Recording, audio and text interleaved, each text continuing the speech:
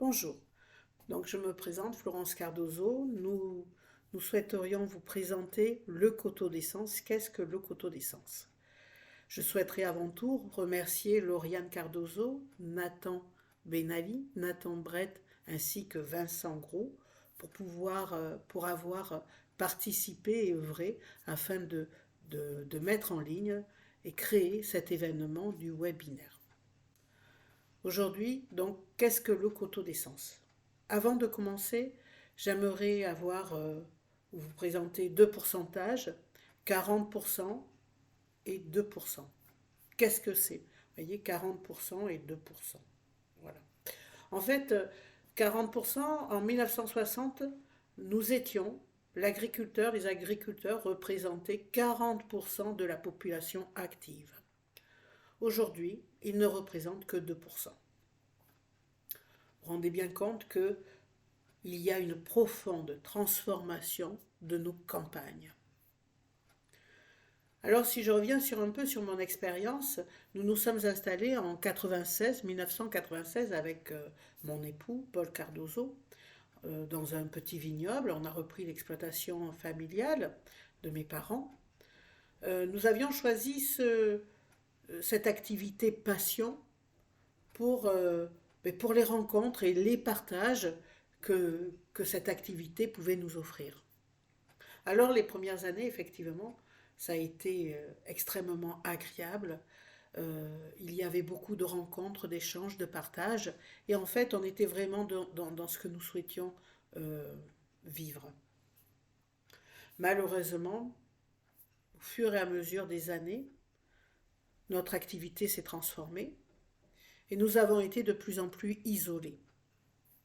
Tellement isolés que ces dernières années, on avait presque décidé d'arrêter. 2020, on avait décidé d'arrêter. Et c'est à ce moment-là que j'ai eu, je ne sais plus comment, l'information d'un dossier Slow Tourisme, un appel à projet Slow Tourisme vague 2 de l'ADEME. Donc je me suis un petit peu intéressée à ce dossier et je me suis rendu compte que c'était exactement ce que nous souhaitions faire. C'était notre projet. C'était le projet de ce que nous souhaitions faire dans notre activité. Alors donc du coup, j'ai instruit ce fameux dossier et quelques mois après, nous avons été lauréats de l'ADEME. Tout ça pour vous dire que ce projet, le coteau d'essence, il est né d'un simple constat. Nous sommes les témoins de la destruction de nos campagnes. À l'heure d'aujourd'hui, nous agriculteurs, nous n'arrivons plus à vivre de notre travail. D'ailleurs, il y a très peu de temps, en décembre, peut-être que vous l'avez vu, il y a eu une manifestation de vignerons dans les rues de Bordeaux qui dénonçait cet état de fait. À l'heure d'aujourd'hui, on les voit beaucoup moins, mais ce n'est pas parce qu'on ne les voit pas qu'ils n'existent pas. Au contraire. La preuve en est, c'est que si on va se balader un petit peu dans les vignes du Bordelais, eh bien, on se rend compte que nos vignes sont abandonnées. Nos jardins, ce qui étaient des jardins, sont devenus des friches. Elles ont été remplacées par des friches. Et ce sont les témoins de ce malaise qui s'insère, qui grandit au fur et à mesure que les mois passent.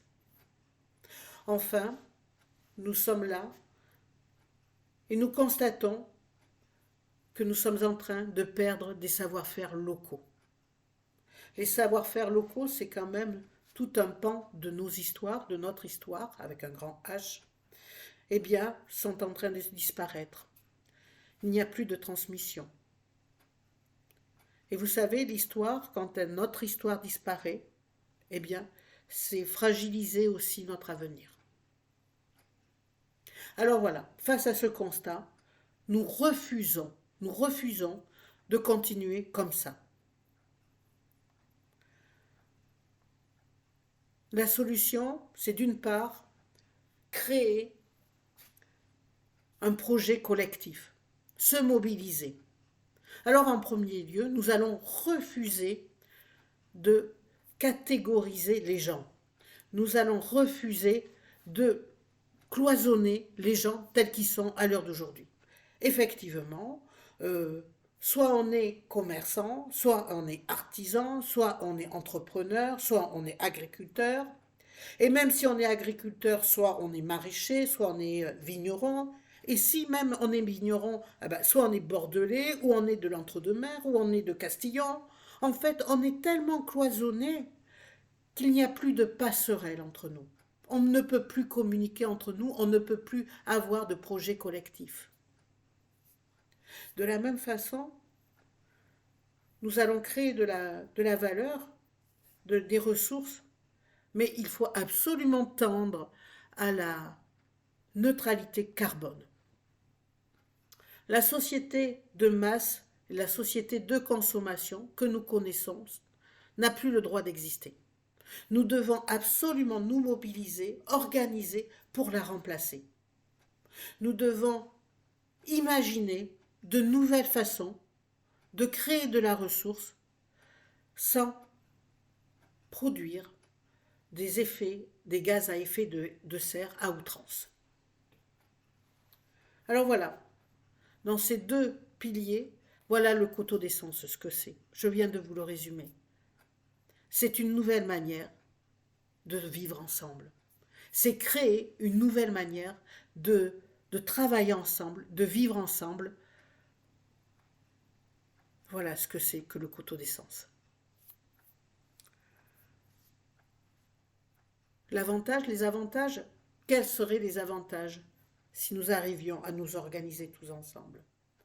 D'une part, ça serait une redynamisation de nos campagnes, de façon à ce que les gens qui travaillent, qui produisent de l'alimentaire puissent s'en sortir, puissent vivre de leur travail.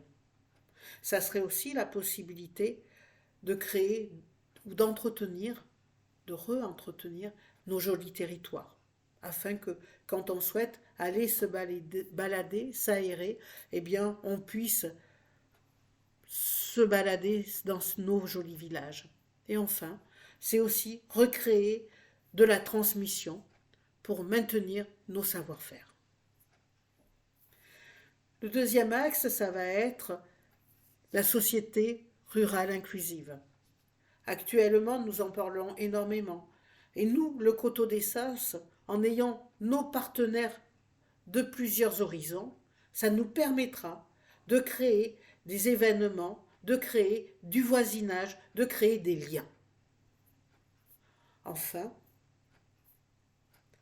le troisième axe, ça sera de créer une économie circulaire. Puisqu'en fait, nous en sommes là aujourd'hui. Nous souhaitons que le Coteau d'Essence soit une organisation pour créer de l'économie circulaire. Cette économie nous permettra de répondre à la fois aux ambitions touristiques de grande envergure, mais d'être aussi des créateurs ou à l'initiative d'événements. En fait, nous devons réorganiser notre façon d'être ensemble. Parce que, souvent opposées, les villes et les campagnes sont pourtant très complémentaires. Enfin, je terminerai avec un texte de Michel Serres, plutôt une phrase. Michel Serres étant un philosophe d'Agen, un grand homme, quelqu'un que j'admirais beaucoup. Il disait « La société que nous connaissons et qui date d'une époque que nous n'avons pas connue est en train de se défaire. Nous ne sommes pas devant une crise, nous sommes face à une mutation. Et nous, le défi d'aujourd'hui, le grand défi d'aujourd'hui, c'est de créer une nouvelle manière d'être ensemble. Et voilà, aujourd'hui c'est ça, le Coteau d'Essence, c'est créer une nouvelle manière d'être ensemble. C'est pour cette raison que je vous Si vous êtes intéressé, parce que nous sommes en train de créer, si vous êtes intéressé à participer en tant qu'entreprise ou individuel à notre projet, n'hésitez pas à revenir vers nous. N'hésitez pas à participer à nos événements. N'hésitez pas à donner ou apporter votre idée, vos savoir-faire, de façon à ce que tous ensemble, nous puissions recréer du lien et créer une nouvelle société qui nous corresponde mieux.